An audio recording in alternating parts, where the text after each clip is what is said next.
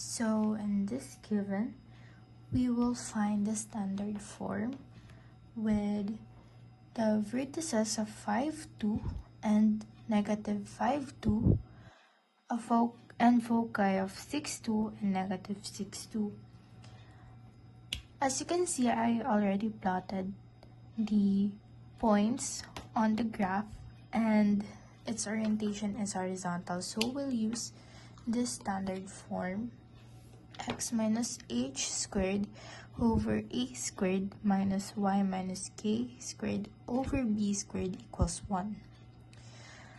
Now, to find the center, since the vertices is at 5, 2 and negative 5, 2, and foci is at 6, 2 and negative 6, 2, the center is at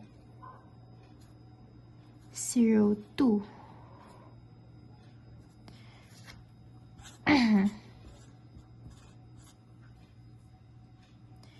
And now, I already found the values of A, B, and C. A is equals to 5 and C is equals to 6. To find the value of B, we'll just subtract. So 6 squared minus 5 squared would equal to 36 minus 25,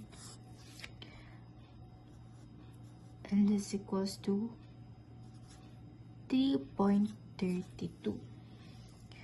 So the standard form would be x squared over 25 minus y minus 2 squared over 11 is equals to 1.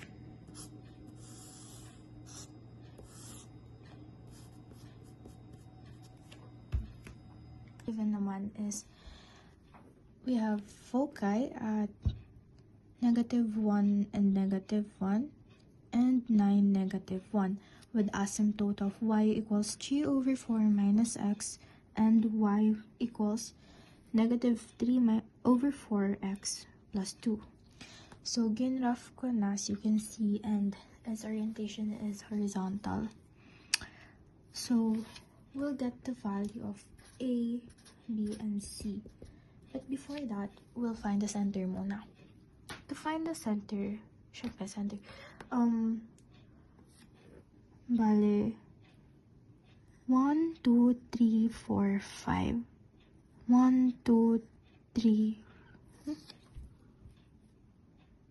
1, 2, 3, 4, 5, and 1, 2, 3, 4, 5.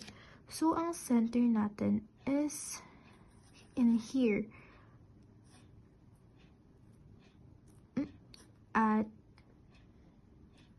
In here pala. Diyan. Bali, 4, negative 1 ang center natin. So, to get, since given naman na yung foci, ang C natin is yung distance from center to foci or focus. Bale, ang distance nito is 5 kasi 1, 2, 3, 4, 5. So, 5. To get A naman is, kukunin natin siya sa asymptote, which is yung 4. Kaya, 4. And then, to get the B, bali, C squared minus A squared is equals to 25 minus 16 square root of 9 or 3.